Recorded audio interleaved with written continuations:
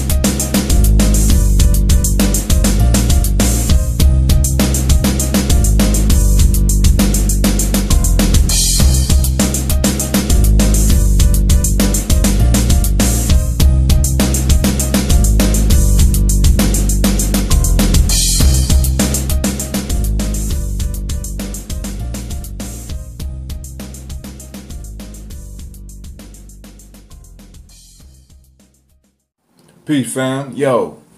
Alright, so we need to talk about the Gye-Nyame number system. But, like I said, make sure you get on the challenge, fam. Get on that and Goose Cyber challenge, yo. Push yourself. You know what I'm saying? Let's elevate our lives, right? It's an opportunity to elevate our lives. Yeah, let's do it like that. Cool. So right now I'm sipping on some of the future, what's going to be called that Gye-Nyame Journey root beer.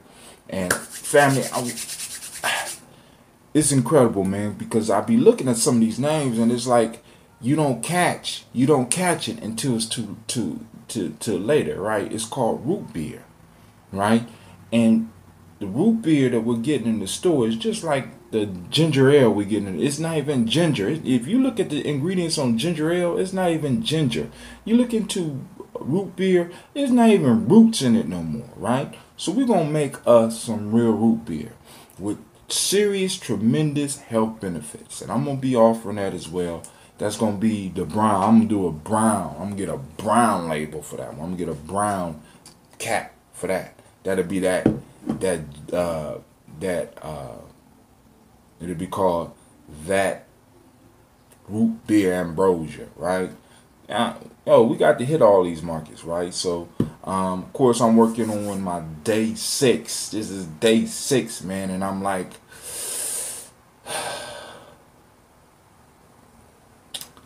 six out of 21, right? You know what I'm saying? I'm struggling with some other stuff that happened on the outside, because the piece that I keep trying to tell you is that when you're trying to change your life, right? When you're trying to change your life, family, what starts to happen is that the other forces outside your life will start trying to interfere and start trying to get you to align back to the reality that's being presented for you.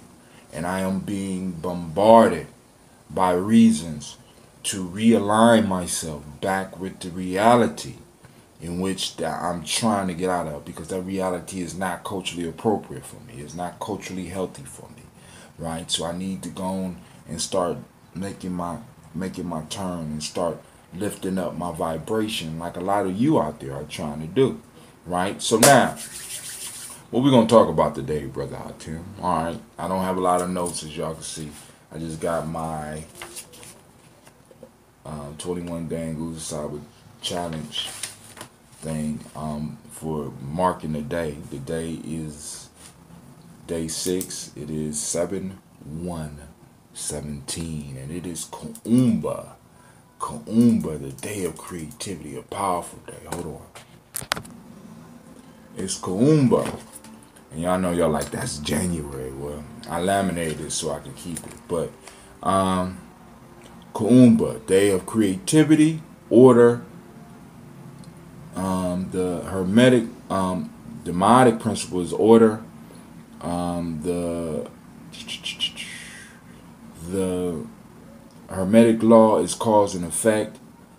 Male name for this day is Kwame. Female name is Ama. All right.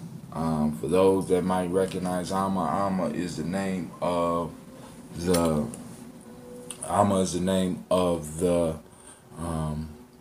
the line of scobies that I use. Now, so one of the things I wanted to do to highlight creativity for this day is, one, I wanted to talk about the Gye-Nyame journey number system, right? So first, I need to go through kind of the history of what Gye-Nyame journey is. Gye-Nyame journey is an idea that has been transforming my life for years. It's a continuous process, and a lot of us have to understand this, right? What we think we want a lot of times is not really the end.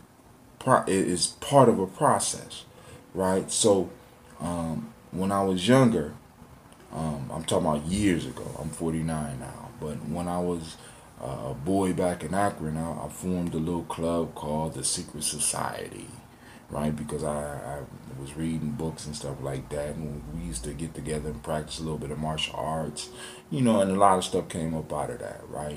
So I called it the Secret Society, right? Boom. And then when I got to college, I formulated MAC, Goddess of the Nile, right? MAC stood for Man Acquiring Courage and Knowledge, right? I always been about forming organizations, and with forming these organizations, I started running into concepts that I wanted the organization to stand on. So one of the first concepts that I found I wanted the organization to stand on was some stuff that I got from my church experience, because I used to spend time reading the Bible. My grandmother used to get up and cook breakfast for my grandfather every morning, right? So that he'd go to work. So they would get up and they would do like their little Bible study early in the morning. And if you wanted to eat, right, if you didn't just want cereal, right, you get up and you do Bible study with my grandparents, right? So my grandma would cook my grandma used to throw down, right? It'd be different, something different every morning. You know what I'm saying? I get the juice, so I would just get up early with them, and it started off as, in a sense, as a hustle, because I didn't want to get the cereal. I got tired of getting the leftover bacon and the leftover eggs, if it was anything left. You know what I'm saying? And I wanted to beat everybody else, because, not only was I in the house, but my cousin Alicia was in the house, my cousin Emily was in the house, sometimes my sister would be in the house. You know what I'm saying? And it's like, hey, it's a competition to get down there to grab that bacon. You know what I'm saying? Early in the morning. Yeah, I used to eat bacon. You know what I'm saying? But the point I'm trying to make is that when I was doing that, I started reading. And and as I started learning to really understand, I really started reading and really started digesting. So I just decided, fuck this. I'm going to read it from beginning to end. I'm not just going to do what the Bible study that they doing or what they're doing. I'm going to read.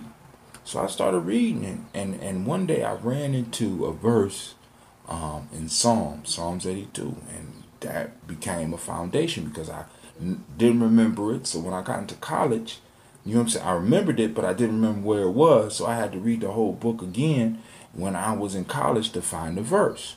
And that verse said this: God standing in the congregation of mighty judges amongst the gods. My fault, excuse me. Brain fart. Let me go back a little bit. All right, so now hip hop hit hard, and then I ran into an artist called Rakim. Rakim just affirmed that he was God. And then I started hearing the other artists, and as I started listening to the lyrics, they started talking about their God, and I started remembering a verse that I had studied that said something about gods and how we were gods and shit. But I couldn't really discuss this with my grandparents. You know what I'm saying? So I'm like, damn, wow. So you got these brothers my age running around calling themselves gods. Let me find out about this, right? So in building Mac and building Goddess of the Now, the foundation of it became that verse, Psalms 82, which goes, God standeth in the congregation of mighty and judges amongst the gods. How long will you judge unjustly and accept the persons of the wicked? Ashe. We don't say Selah, we say Ashe. You get it? Culturally appropriate, right? So I start over. God stand in congregation of mighty judges amongst gods. How long will you judge unjustly and accept the persons of the wicked? Ashe. Defend the poor and the fatherless. Do justice to the afflicted and needy. Deliver the poor and needy. Rid them out of the hands of the wicked, for they know not, neither do they understand, for they walk on in darkness, while all of the foundations of the earth are out of course. I have said, ye are gods, and all of you are children of the Most High, but you shall die like men and fall like one of the princes. So arise, O God, judge the earth, for thou shalt head all nations. Damn, every time I say that shit out loud, it just flowed through me. And this became the foundation verse around which I started developing, because this verse basically told me I was a God. Because first off, you listen, say God stands in the congregation of the mighty. You know what I'm saying? God ain't amongst the weak. God is in the congregation. I need me a congregation. So I've been trying to form me a congregation of the mighty since I was 16 years old. Right? Now, and I need people to understand that this comes out of the tradition, the church tradition that my grandparents put on me, which was put on me through a systematic process. Every Sunday, I had to systematically get up, get ready, and go to church. And then when I moved with my grandparents, systematically, they would get up every day and go through the same ritual together as a couple every day. And they allow their grandson to come in on this piece. And that information that I received there and what I learned there has influenced my life ever since. Now, this is one of the things I want to go back before I even get to the numbers. Family, listen, if you don't have systematic processes that your kids could partake in, you are robbing them. You are allowing them to get caught up into somebody else's system. My grandparents allowed me to get caught up in a system. And my grandparents made sure I got caught up in their system. Even if I didn't live with them, I still would have had to go to church until I was 18 years old. When I became grown, and I was able to earn my own way, that's when I was able to decide not to go to church. But as long as I was up under their roof and I was totally dependent on them, I had to apply myself to their system. And it wasn't bad. Because I hear a lot of people, I'm not one to dog the Christian mythos. I'm not one to dog the Muslim mythos. But I understand they have a place for people, right? And it rings true in some ways for other people that don't ring true for other people. And I understand that, right? But the point I'm trying to make is that this laid the foundation. And it told me that I was something bigger than I thought I was. I'm something bigger than the rest of the world was telling me. Right? So when I formed MAC, which stood for Man Acquiring Courage and Knowledge, MACK, and the Goddess of the Now, right, which was the sister organization, I basically used the information that I received from a systematic process in that system. Right? Now, MAC and Goddess of the Now grew into the Underground Railroad, UGRR. The Underground Railroad, which actually is nationally documented. Y'all can look up and you can find scenes of documentary that was done on the Underground Railroad on YouTube. You know what I'm saying? It's called Making Peace. You know what I'm saying? Brother Hatim and the Underground Railroad type thing.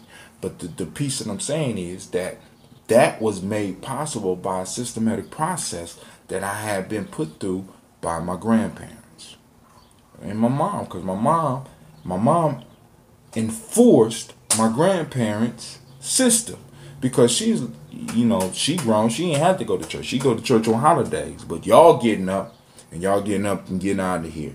So I would have to go there, and while I'm sitting in church, I'm reading, right? Boom. So I formed Magna Goddess of the Now when I got into college.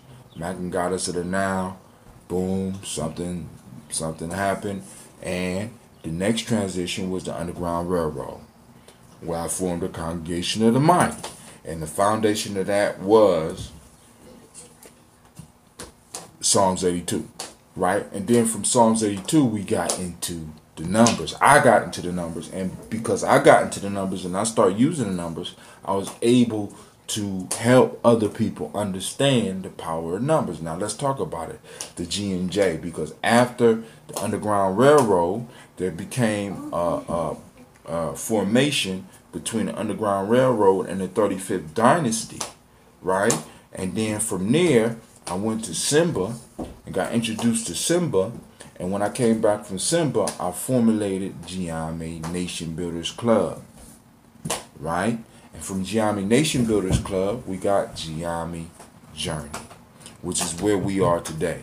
So now, what I'm talking with y'all about is a process that may be older than most people that's listening. This is a process that I have been doing for years, and those that are in doubt, you can check with anybody in my circle, anybody that has known me for any period of time, and you will see that I have been consistent about what I've been doing. I haven't just been talking this black consciousness shit. I've been living it for years. You understand? I put my life on the line for it. I have been building and doing things with this for a very long time.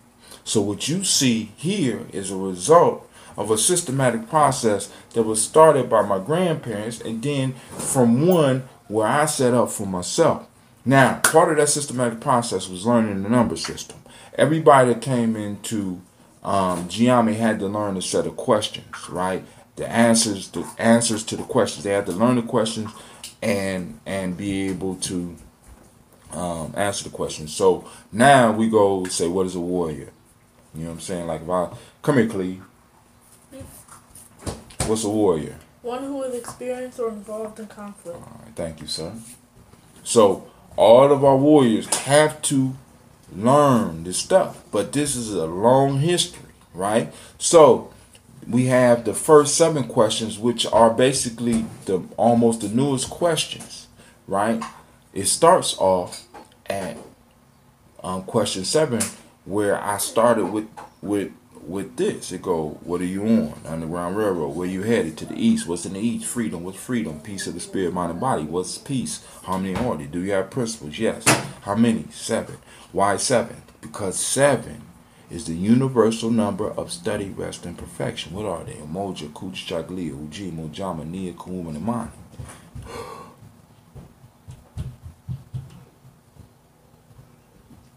That right there, my friend, is over 20 years old. So this whole Nguzo Saba challenge piece is not no shit that I just came up with last year in 2016, right? It's part of a process that I have been personally working on, not only with me, but with other people, right? One of the questions goes, can you count? You count the numbers, right? So now, let's get into the number system. First, what is a number? A number is, all right, we use numbers to count with. 1, 2, 3, 4, 5, 6, 7, 8, 9. That's all the numbers. And then you have 0, which is in a sense a whole deep, whole nother piece. But the numbers not only represent the number of something, 1, 2, 3, 4, but it also represents a vibration, right? A rhythm that things are in. And you can categorize the world by the rhythm in which they're in. And if you understand the vibration of something, you can control it. right? When you start understanding the vibration of things, when you start really understanding, you get down to the root. Because one of the sayings from the African Openness to the Tree of Life is, in the true name is the essence. Like, we got all these other names on shit, but when you really get down to the true name of something, or the true vibration of something, you are able to control it. Right? Some of you that are into science fiction or into fantasy, there was a movie where they talked about, I can't remember the movie, where they talk about, when you know the true name of things, you can control them. There's whole things of magic about being able to know the true name of things. When you know the true name of things, you are able to manipulate them. When you understand, the name represents the vibration. Now, one of the questions that I often that I asked last night to the people that are on GNJ, you got to go. Why? Because move. One of the things that I asked people last night, who were you before you were you? I know a lot of y'all are just thinking about that shit. Who were you before you were you? See, because if your answer to that is nothing or no one, you are caught in the paradigm of West Asian society, because they want you to believe that your life started off as a damn accident. But yet they want you to believe in a God that has constructed everything. Right? You know what I'm saying? Part of their argument is between each other. The universe is random and blah blah blah. Another piece is intelligent design. So if it's intelligent design, then you are part of the damn design. I'm just putting that out there, right? Which means that you have all now, I'm taking from the other angle too. Now, if it's intelligent design, then you were designed into the system, so you're supposed to be here and you have a purpose, which is beautiful. But if it's chaotic and it's just energy randomly creating, right? You have always been here. In both cases, you was either planned for or you have always been here, depending on which way you want to look at the universe. If it's a chaotic universe, and you know what I'm saying, and that energy is out there, and according to the laws of science, law of conservation of energy states, the energy cannot be created or destroyed. It can only be transformed from one state to another. So if it's intelligent design, you were designed into the system, which means that from the beginning you were already planned for. You was already created at the beginning. And if we go to the chaotic theory of the universe, right? You have always existed. So both cases, you a bad motherfucker. Or a father fucker, whichever, however you want to take it, or goat fucker, or whatever your preference. You're bad. And not bad meaning bad, but bad meaning good. Right? Now, what numbers do, numbers set vibrations. Numbers represent vibration. Numbers are ideas or constructs that we put together to help us get an understanding of the universe. Now, I know a lot of y'all saying, but we created the gods and the goddesses for that. And we created the one God for that. See, but this is the piece. When you look at the number system, you find out, and you study the history of the number system, you start recognizing the fact that deities rest under numbers. So ultimately, when people be like, mathematics is the language of the universe, it's real, family. You can find, for every number I give you, if you do your research, you can find a deity. You can find groups of deities that you could put up under that number. Now, the religion, just like numbers, was something that was designed to help us bring an understanding to the universe. Alright, so now, numbers are just basically labels for vibrations. If you understand the vibration, and you're able to get that vibration, you're able to manipulate it. You're able to control it. You're able to do things that other people would just perceive as magic. Root word of magic, magi, wise man, one with understanding beyond others. All right, so let's look at this number system. So, of course, the number system come out the number 0, even though 0 may have been in many cultures the last number to be created. 0 is the unknown, the hidden. That sound familiar? Amen. 0 is a number of the hidden. Amen. The hidden, right? That unseen force, that influences all. At the same time, it is the greatest and the lowest. The highest and the lowest in the number system. What do you mean, brother? I tell me, if we look at the total reality of numbers and how numbers go out, we have negative numbers, we have positive numbers. We have numbers going to the right, we have numbers going to the left, we got numbers going up, we got numbers going down, we got numbers going in angles. All these vibrations springing out. But they all spring out from 0. So at the same time, 0 is the lowest of all the so-called positive numbers, but is the highest of all the negative numbers. There's no negative number higher than 0. Now, let's look at the other reality about numbers. In between each number, there's an infinite amount of numbers. So each number represents a form of infinity. Damn, Brother Hatem. And each number can manifest itself in many different ways. 1, 10, 19, 28, 37, 46, 55, 64, 73, 82, 91 are all the number 1. Patterns, systems, right?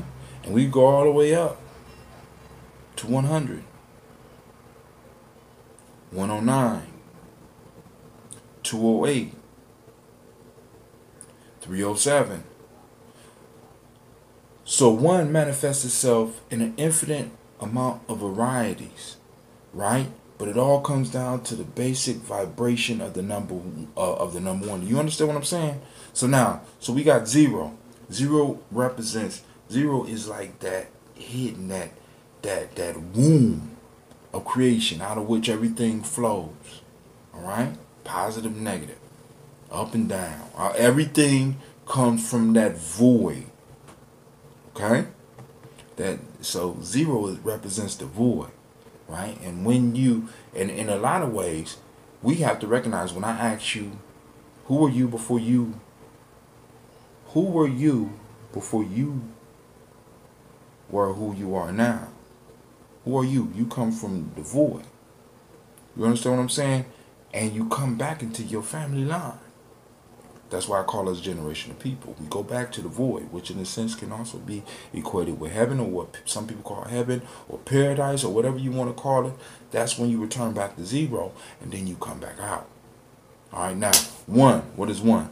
1 is interdependence. Now, every number has positive aspects and negative aspects. So when we look at 1, we look at interdependence. A good example for you to focus on for interdependence is when you go outside and you look at a tree. A tree has its roots in the earth, has its branches up in the sky. It receives sunlight from the sun. It receives water. And then you got all types of life that's surviving off this tree. Interdependence. You got a whole interdependent system around that tree. We are all operating on this planet interdependently, although we don't believe that. Now, the whole negative side of interdependence is that whole independent shit that we get caught on. Now, independence has its place, but we always got to recognize the power of interdependence. That's 1. 2 is cooperation. All right, boom. Of course, the opposite of is not cooperating, right? It's a disruptive motherfucker, right? Then we got 3. What's 3? 3 is communication. Then we got discommunication. You know what I'm saying? Boom, 3 is the number of communication. It helps you when you see something with the number 3 on it, you know that it's about communication. Number 4 is order, right? Make sure the orderly process. And all these numbers work together because they build to the next phase, interdependence. The void builds to interdependence. Interdependence builds to cooperation. Cooperation builds to communication. Communication allows order. Order. When you have order, you can move to freedom. When you have freedom, freedom is 5. When you have freedom, you can move to family. Right? Because you can't really have a family if y'all not free. Let me say that you can't really have a family if y'all not free. 7, study, rest, and perfection. After you have a family, it enables you to be secure enough so that you can study, rest, and perfect yourself. Because when you got a group of people working together, it makes it easier for you to be secure. So you can grow in knowledge. So 7, if you look at 7, 7 is looking back on all the other numbers. 7, 6 go this way. 4 kind of do the same thing. It looks that way. 7 is looking back. Study, rest, and perfection. 8 is power. So after you study, rest, and perfect yourself, guess what you get to move to? Power. A lot of us want to move to power, and we ain't following the steps. 9 is completion. So after we have the power, we become a complete being. Alright? Complete being. We're able to look back over all the steps, and we're able to pull on each one of the steps to get exactly what we want. Now, each one of these numbers set up a pattern that you could follow. You know what I'm saying? And just by understanding and just studying the numbers a little bit more in depth, right? And having discussions with people about the numbers and their effect, it increases your ability to intuit certain things, because when how your intuition communicates with you is not necessarily through pictures or words, it's through symbols. I had a dream about geese. How many geese was it? Oh, it was three geese. 3. What's 3? 3 is the number of communication. Okay, what's a geese? What geese fall under? What number geese fall up under? Boom, boom, boom. It gives you a way to order your reality. Right? Nothing that you ain't like, hell, it even gives you a pattern for your days. Not that you have to live by that, but goddamn, it's a system. So, yo, this is Brother Hot Tim. You have any questions, feel free to hit me up. Let me know. You know what I'm saying? This is just one of the steps in Gye-Nyame journey. Right? We build, fam. You know what I'm saying? We build for those that take it seriously. But I have to take it seriously because no one will ever, nor should they, take more seriously your shit than you. Take mine very seriously, right? So this is Brother Hot Tim saying, have a great Kaumba. I will see you tomorrow. Tomorrow, people. Thank you for watching the video. I want you to subscribe. Click the bird right there, the fiery bird. And I also have a special video just for you, right there. And for those that want more information about Gye-Nyame Journey, go to our site. It should be right about there.